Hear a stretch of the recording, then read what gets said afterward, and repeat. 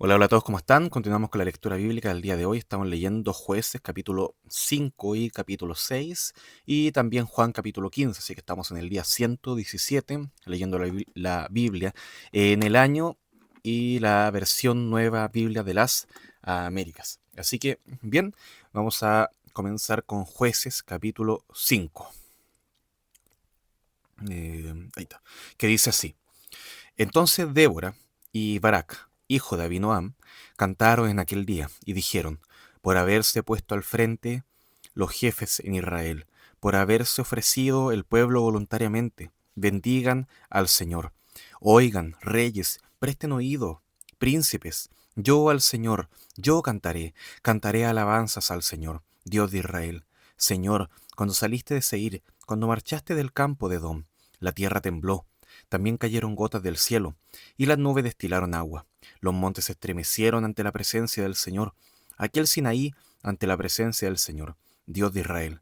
En los días de Samgar, hijo de Anat, en los días de Jael quedaron desiertos los caminos, y los viajeros andaban por sendas tortuosas.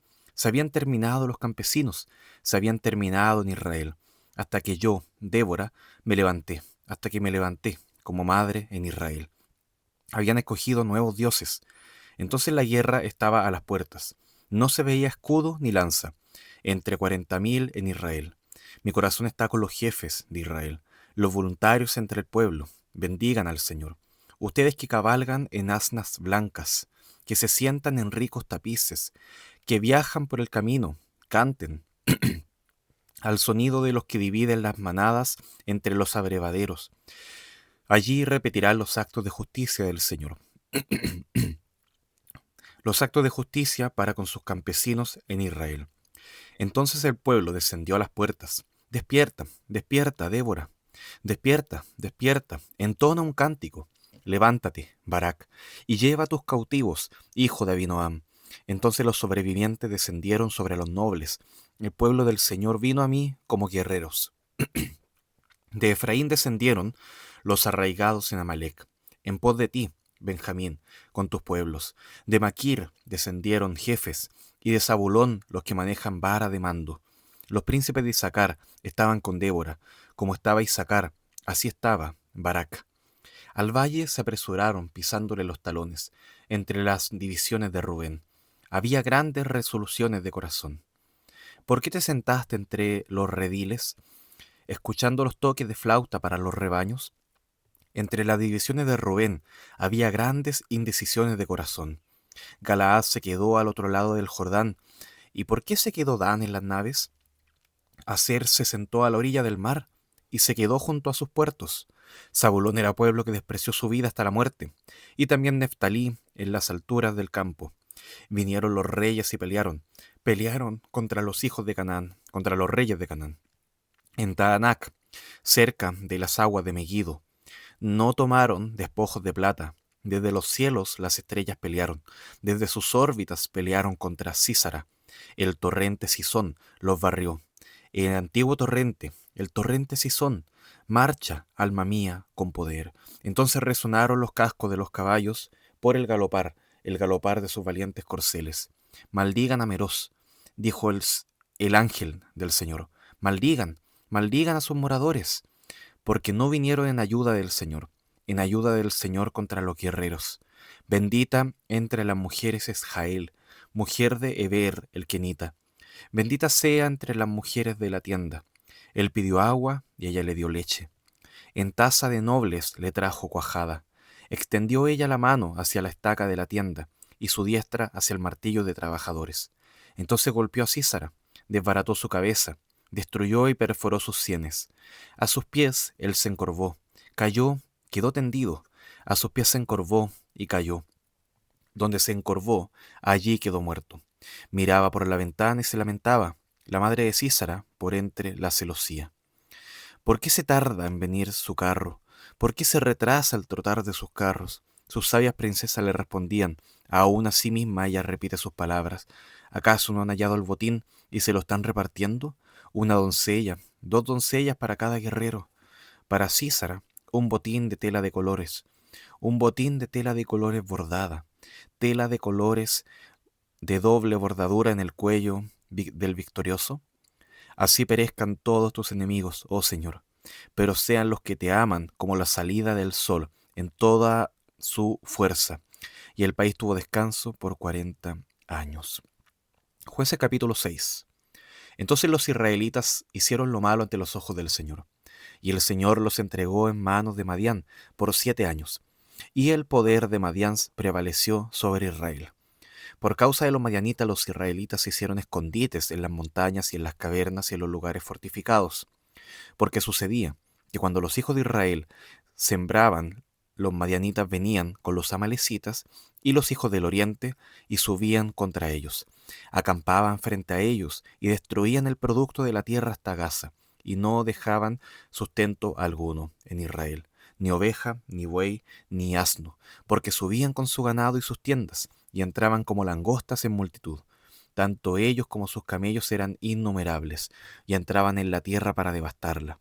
Así fue empobrecido Israel en gran manera por causa de Madián. Y los israelitas clamaron al Señor.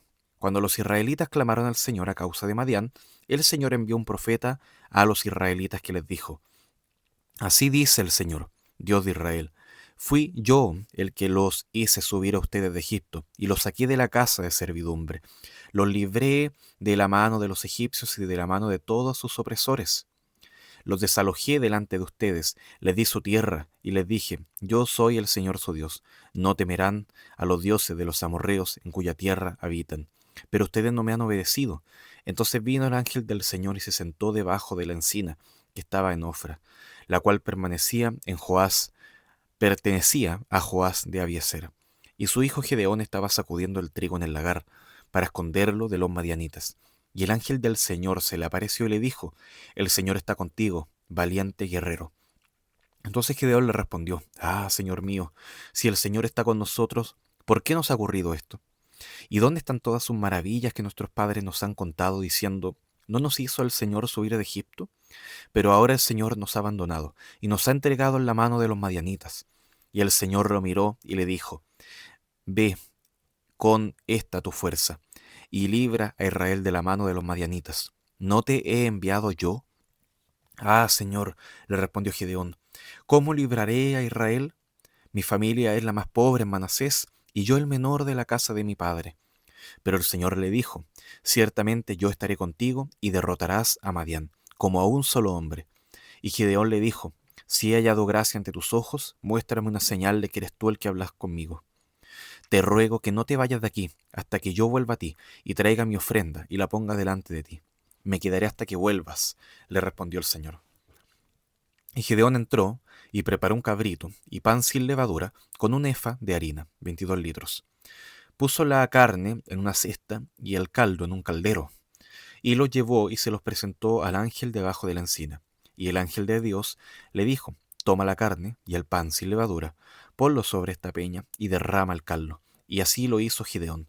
Entonces el ángel del Señor extendió la punta de la vara que estaba en su mano, y tocó la carne y el pan sin levadura.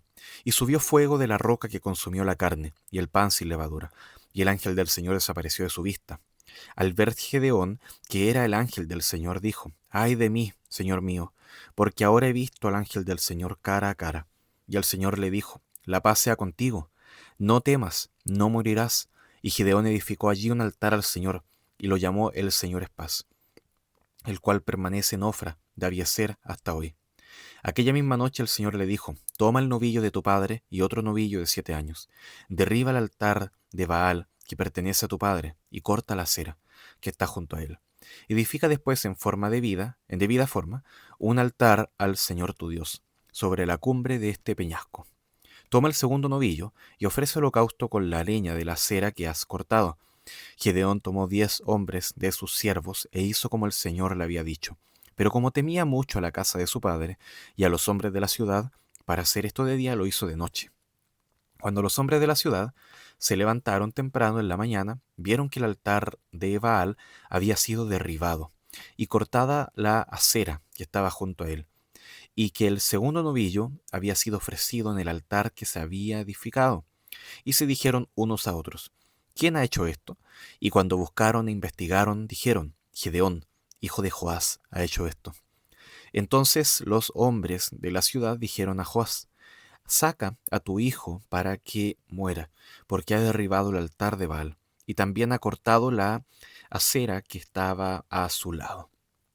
Pero Joás dijo a todos los que estaban contra él: ¿lucharán ustedes por Baal o lo librarán? A cualquiera que luche por él se le dará muerte antes de llegar la mañana. Si es un dios, que luche por sí mismo, porque alguien ha derribado su altar. Por tanto, aquel día Gedeón fue llamado Jerobaal, es decir, que Baal luche contra él, porque había derribado su altar. Todos los madianitas, los amalecitas y los hijos del oriente se reunieron y cruzaron y acamparon en el valle de Jezreel, y el espíritu del Señor vino sobre Gedeón, y éste tocó la trompeta, y los de Abiezer se juntaron para seguirlo.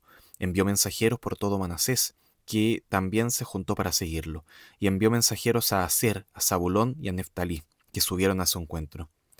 Entonces Gedeón dijo a Dios: si has de librar a Israel por mi mano, como has dicho, voy a poner un vellón de lana en la era. Si hay rocío solamente en el vellón y toda la tierra queda seca, entonces sabré que librarás a Israel por mi mano, como has dicho. Y así sucedió. Cuando se levantó temprano en la mañana, exprimió el vellón y escurrió el rocío del vellón, un tazón lleno de agua. Y Gedeón dijo a Dios: no se encienda tu ira contra mí si hablo otra vez.